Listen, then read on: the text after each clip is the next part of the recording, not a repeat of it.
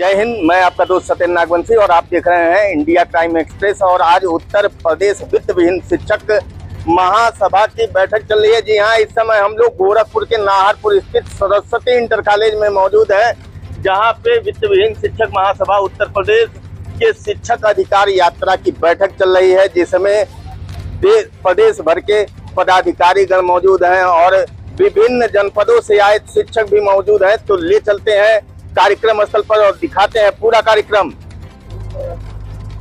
हमारे साथ उत्तर प्रदेश वित्त विहीन शिक्षक महासभा के प्रधान महासचिव जुड़ रहे हैं, जिन्हें उत्तर प्रदेश वित्त विहीन शिक्षक महासभा का हनुमान भी कहा जाता है। तो स्वागत है आपका हमारे चैनल में, जियारत हुसैन जी। बहुत बहुत धन्यवाद आपका। जियारत हुसैन जी, आज यहाँ सरस्वती इंटर कॉलेज में क्या कार्यक्रम हो रहा है, पहले उसके बारे में हमारे दर्शकों को जानकारी दें। एक वित्त विहीन शिक्षक महासभा के बैनर तले शिक्षक अधिकार यात्रा प्रदेश में 21 तारीख से निकली है जी, 21 जुलाई से जी, जो वाराणसी और मिर्जापुर मंडल से होते हुए कल द्वितीय चरण में, पहला चरण अब चरणबद्ध हो रहा है मौसम को देखते हुए। जी जी, पहला चरण वाराणसी में खत्म हुआ, दूसरा चरण फिर से महाराजगंज से कल से प्रारंभ हुआ है और आज हम दूसरे दिन गोरखपुर की धरती पर हैं। ये शिक्षक अधिकार यात्रा इसलिए चल रही है कि वित्त विहीनों का कुछ अधिकार रहा जो सरकार ने लिख के दिया।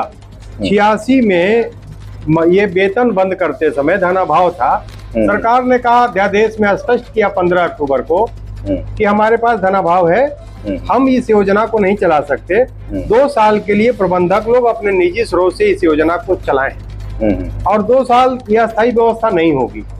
तो 2 साल 86 से आज हम 26 में हैं, 40 साल हो गया।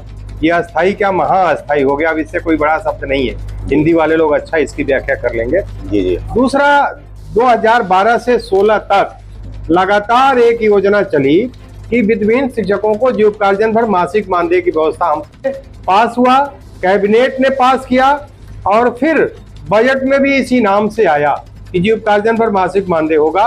और अंत में वितरण में जब सरकार गई, वो तत्कालीन सरकार, अभी 17 में ये भारतीय जनता पार्टी बनी, 12 सितंबर 2016 को ही वितरण पॉलिसी आई और स्पष्ट किया कि ये भविष्य में दृष्टांत नहीं माना जाएगा और विशेष प्रोत्साहन होगा।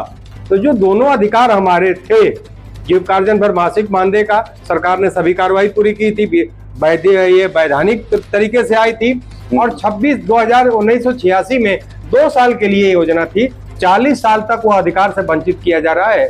तो हम लोग एक शिक्षक अधिकार यात्रा लेके प्रदेश में निकले हैं और शिक्षकों को बता रहे हैं कि हमारा अधिकार है, सरकार से हक बनता है, हम इसे मांगेंगे। उसी के तहत आज हम लोग सरस्वती इंटर कॉलेज नाहरपुर में आप देख रहे हैं उपस्थित हो रहे हैं। शिक्षकों को ये अधिकार से अवगत कराएंगे, जगाएंगे, हौसला देंगे और फिर माननीय मुख्यमंत्री जी का यहाँ कार्यालय भी है, ये सह कार्यालय मठ पे, वहाँ पत्रक देंगे उनको संबोधित करते हुए और जिला अधिकारी के माध्यम से भी हम लोग माननीय मुख्यमंत्री जी को ये पत्रक भिजवाएंगे। जी, उत्तर प्रदेश वित्त विहीन शिक्षक महासभा की 15 सालों की कार्यकाल को आप किस रूप में पेश करना चाहते हैं? देखिए, वित्त विहीन शिक्षक महासभा 2004 तक ये कोई अस्तित्व की विषय नहीं था, सब लोग अपने अपने ढंग से चल रहे थे। लगा कि नहीं, अब हमें संगठन बनाना चाहिए, चलना चाहिए, क्योंकि जो माध्यमिक शिक्षक संघ चल रहा था वही एक संगठन था, उसी के सामने ये 86 में योजना बंद थी। तो हम लोगों को ये भरोसा था कि ये जो हमारी ये माध्यमिक शिक्षक संघ है, जैसे आप यहाँ गोरखपुर हम लोग हैं, यहाँ जगदीश जी, हमारे आदरणीय जगदीश जी पांडे गुट के नाम से भी, शर्मा जी तो अब हम लोगों के बीच नहीं है, उन्होंने भी शर्मा गुट वगैरह तमाम तरह के चित्रायण गुट और चंदेल गुट सभी गुट चले। ये लगा कि नहीं, ये लोग हमारे हक के लिए चलेंगे, लड़ेंगे। लेकिन आते आते 2004 में हम लोगों को आभास हुआ कि ये लोग तो केवल हम लोगों की वोट की राजनीति कर रहे हैं, मत दो, MLC बने रहे, अपना चलते रहे, हमारे वास्तविकता की तरफ नहीं जा रहे हैं कि हमारी लड़ाई क्या है। यहाँ तक कि हम लोगों को मतदाता से वंचित करने के लिए रिट तक आ गए लोग। 2008 में आपने देखा कि महासभा जाकर के महासभा लड़ा और वो मतदाता का अधिकार लाया। तो हम लोगों को लगा कि नहीं, हमें अपना काम करना चाहिए। लेकिन दुर्भाग्य कहा जाए या जो भी कह लिया जाए, हम विद्वानों के साथ जुड़ा ही रहा। बहुत से ऐसे गैर शिक्षक भी हमारे इस वित्त विहीन शिक्षक महासभा में शिक्षक बन करके प्रवेश कर गए। हम लोगों के पास कोई ऐसा यंत्र नहीं था या सूक्ष्मदर्शी या बहुत ऐसी चीज नहीं था जिससे हम उनका मूल्यांकन कर पाए, पहचान पाए कि ये शिक्षक है या शिक्षक नहीं भी है। उनका उद्देश्य था चुनाव और चंदा। वो चंदा और चुनाव तक गए। चुनाव में आज तो हमारे दोनों तरफ आराम से लोग बैठे। और जब चुनाव की बात आई है जियारत हुसैन जी, तो एक चीज पूछना चाहता हूं, क्या उत्तर प्रदेश वित्त विहीन शिक्षक महासभा भी चुनाव एमएलसी के चुनाव के लिए किसी को आगे करेगी, अपने किसी कैंडिडेट को आगे कर सकती है? मैं इसी विषय पर आ रहा था जी जी कि ये 2004 से जब चला तो ये इसको चंदा और चुनाव तक ही संगठन को सीमित कर दिया गया, जैसा वो लोग चल रहे थे। लेकिन हम लोगों को ये लगा कि नहीं, शिक्षकों को लगा कि अभी हमारा हक मारा जा रहा है, हम चंदा और चुनाव तक ही नहीं, हमारा अधिकार तो है, हमें चाहिए। वित्त विहीन शिक्षकों ने ऐलान किया कि नहीं, हम चंदा और चुनाव से दूर रहेंगे, हमारा रोटी और अधिकार होगा, हमें चंदा चुनाव नहीं, रोटी और अधिकार चाहिए। हम आज के डेट में ऐलान करके चल रहे हैं कि वर्तमान जो सरकार चल रही है, अभी आप देख लीजिएगा 6 दिसंबर तक हमारे 11 एमएलसीओ का कार्यकाल है, जिनका कभी भी नोटिफिकेशन हो सकता है चुनाव के लिए। हम लोगों का ऐलान है कि ये वर्तमान सरकार हर जगहों पे 5 सीटों का इन लोगों को घोषित किया है, 6 सीट और भी घोषित करेंगे। अब तो समाजवादी पार्टी भी शिक्षक पे लड़ा रही है और भाजपा भी लड़ा रही है, 11 सीटों पे इनका है। हम तो ऐलान करके चल रहे हैं कि आप हमें मानदेय दे दीजिए, मानदेय दीजिए और हमसे लाइन लगा करके जहां चाहिए चुनाव में हमसे वोट ले लीजिए। हम लोग को 73% से ऊपर 73.06% वित्त विहीन मतदाता है पूरे प्रदेश में। यह भी आश्चर्य होगा, 73% से ऊपर अधिकार वाले जो मत का अधिकार है, ये केवल मानदेय मांग रहा है कि हमारी सेवा शर्त बनाइए, अच्छी सेवा शर्त बनाइए और मानदेय दीजिए। और हम इनको केवल वोट की राजनीति में करनी है। अगर ये देते हैं तो मैं आपके माध्यम से ऐलान करता हूं कि 11 सीटों पर ये जीत जाएंगे। दूसरी बात, अगर ये नहीं देते हैं तो यह भी तय है कि 1 सीट जीतने के लिए मोहताज हो जाएंगे। हम चुनाव में नहीं है, हमारा सीधा नारा है रोटी और अधिकार, चंदा और चुनाव से दूर। लेकिन अगर ये सरकार जो चल रही है दे, हमसे वोट ले ले। और समाजवादी पार्टी भी आप कहती है कि हम आएंगे तो देंगे, ये लोग नहीं देंगे। 2016 में समाजवादी पार्टी ही तो हमें विशेष प्रोत्साहन कर दिया था, भविष्य में दृष्टांत बंद कर दिया था। एक बार तो उन्होंने वादा किया कि जीविकार्जन देंगे और नहीं दिया, बंद कर दिया। तो हम लोग तो एक बार दूध उनसे तो मुंह जल चुका है, उनके छाछ पर भी विश्वास नहीं है। हाँ, अगर वो ऐलान करते हैं, ये नहीं देते हैं, तो समाजवादी पार्टी के राष्ट्रीय अध्यक्ष जी ऐलान करें कि हम पहली कैबिनेट बैठक में 86 से जो ये अपना वेतन का वितरण अधिनियम बंद हो गया था 86 से, उसको हम अब धनाभाव नहीं है, धनाभाव सरकार के पास नहीं है, हम इस योजना को चालू करेंगे और मानदेय देंगे आपको जी। हम फिर उनके साथ, लेकिन हम चुनाव में नहीं। अगर दोनों नहीं सुनते हैं तो फिर संगठन निर्णय करेगा, कोई शिक्षक लड़ने आएगा उसके साथ। अच्छा, जियारत हुसैन प्रत्याशी नहीं है जी। उत्तर प्रदेश वित्त विहीन शिक्षक महासभा का विस्तार इस समय कहां कितना हुआ? पूरे 75 जनपद में। आप तो अभी देखे, अभी तो एक चिंतन शिविर लगा था रात में, 75 जनपद की भागीदारी थी। आप जिस जनपद में चले जाइए, शामली चले जाइए, मुजफ्फरनगर चले जाइए, सहारनपुर चले जाइए, एटा, इटावा, मैनपुरी, झांसी, ललितपुर, किसी जगह चले जाइए। आप आने वाले विगत कुछ वर्षों में और क्या नवाचार का आपके? नवाचार देखिए, शिक्षक रोटियों के लिए तड़प रहा है।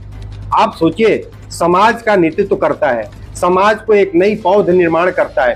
जिस देश को अगर सुंदर बनाना है तो पंडित जवाहरलाल नेहरू ने कहा था एक सुंदर कन्या पैदा करो। सुंदर कन्या से नहीं, अगर देश को अच्छा विकसित ले जाना है, विकासशील की तरफ अभी हम लोग झेल रहे हैं, विकसित ले जाना है तो हमारे बच्चों को एक सुसज्जित, सुव्यवस्थित, सुवैज्ञानिक रूप से हमें ज्ञान देना पड़ेगा। और ज्ञान देगा कौन?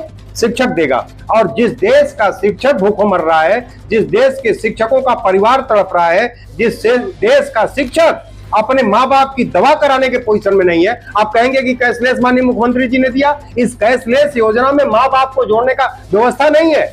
जिनको जरूरी है, बूढ़े तो हमारे माँ बाप होते हैं। इस कैशलेस में कहीं देख लीजिए, कैशलेस में माँ बाप को नहीं, एकाकी परिवार को, शिक्षक अपनी पत्नी या अपने बच्चों को जोड़ सकता है, अविवाहित को।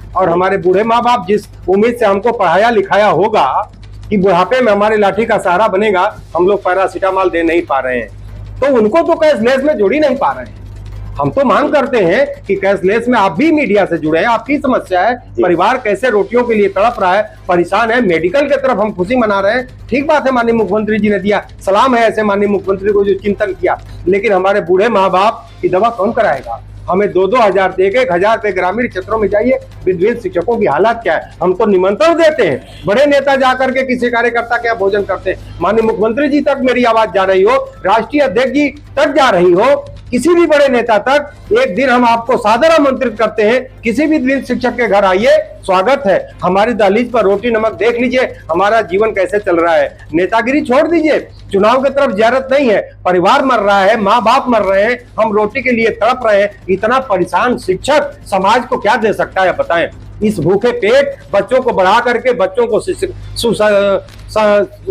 शिक्षा दे करके देश को एक राष्ट्र निर्माण की तरफ ले जाना चाहते हैं। आप देखे होंगे अमेरिका जैसा शक्तिशाली देश को ईरान अगर पछाड़ रहा है तो केवल शिक्षा की वजह से पछाड़ रहा है। शिक्षित हो रहा है, 99% शिक्षा है, शिक्षा की वजह से ही देश कोई महान हो सकता है। छोटा सा इतना झेल रहा ईरान और अमेरिका को पछाड़ दिया। भारत को अगर आप विकसित की तरफ ले जाएंगे, शक्तिशाली विश्व विजेता बनाना चाहते हैं, सोने की चिड़िया था अगर बनाना चाहते हैं, तो इन शिक्षकों को पेट को भरिए, शिक्षा को आगे करिए, बच्चों को आगे ले जाइए, ये देश आगे जाए। एक अंतिम सवाल चैनल के माध्यम से, हमारे चैनल के माध्यम से प्रदेश के वित्त विहीन शिक्षकों को क्या संदेश देना चाहते हैं? शिक्षक साथियों, आप जहां भी हो, ये रोटी अधिकार की लड़ाई में आप हम सबका सहयोग करें। अगर चल सकते हो तो 2 कदम चले। अगर इतनी भी क्षमता नहीं है, आप कहीं परेशान हो, आर्थिक परेशानी आपके लिए है, मैनेजर साहब भी आपको दबाव में है, शिक्षा भी देना जरूरी है। हम शिक्षक हैं, हम पढ़ाई पहली प्राथमिकता रखते हैं। भूखे पेट रहेंगे, विद्यालय जाएंगे, बच्चों को बताएंगे देश सर्वोपरि है, देश सर्वोपरि है, बच्चे सर्वोपरि हैं, हम राष्ट्र सबसे प्रिय है। हम भूखे रह करके भी अपने राष्ट्र का सेवा कर सकते हैं। हमारे गुरु चाणक्य ने बताया है कि हम सत्ता के लालच में नहीं जाता, शिक्षक कभी लालच में नहीं जाता, शिक्षक परिवर्तन करता है। शिक्षक साथियों, बस एक मदद कर दीजिए, कुछ नहीं कर सकते। आप सुबह उठिए, स्नान करिए, पूजा पाठ करिए, जिस भी इष्ट देव को मानते हो उनसे हाथ जोड़ करके मैं आपसे कहता हूं, उनसे प्रार्थना ही करिए कि ये हमारे भाई चल रहे हैं, हमारी बहनें चल रही हैं। अनीता चौरसिया जी हमारे बीच बगल बैठी हैं, ये सब बहनें चल रही हैं, सबका हौसला है। और हम सभी बहन भाइयों को हौसला देने के लिए, इस रोटी अधिकार में सफल होने के लिए, तो अपने इष्ट देव से प्रार्थना कीजिए कि हम भाई सफल हो, हम हमारे बच्चे भी 2 रोटी पा जाए सम्मान से, और हम देश का निर्माण और सुंदर ढंग से शिक्षा देकर के कर पाए। इसलिए शिक्षक साथियों, जहां भी हो, कुछ नहीं कर सकते, चल सकते हो तो चले, संघर्ष करते हो तो संघर्ष करें, नहीं कर सकते तो इतना कर सकते हैं, सुबह स्नान करके अपने इष्ट देव से प्रार्थना करिए, हम लोग सफल हो, यही हम सबसे प्रार्थना करते हैं और उम्मीद करते हैं कि आप जरूर ये काम करेंगे। हमसे बात करने के लिए जियादत हुसैन जी, आपका बहुत बहुत धन्यवाद। आपका भी बहुत बहुत आभार, जो हमारी बात आपने यहाँ तक रखी और हम लोगों को हौसला दिया। आप मीडिया के सभी साथी जहां भी प्रदेश में हो, सभी मीडिया के साथियों को मैं प्रणाम करता हूं, और हमारी पीड़ा, हमारे कष्ट को आप लोग उठा रहे हैं, इसके लिए आपका बहुत बहुत आभार।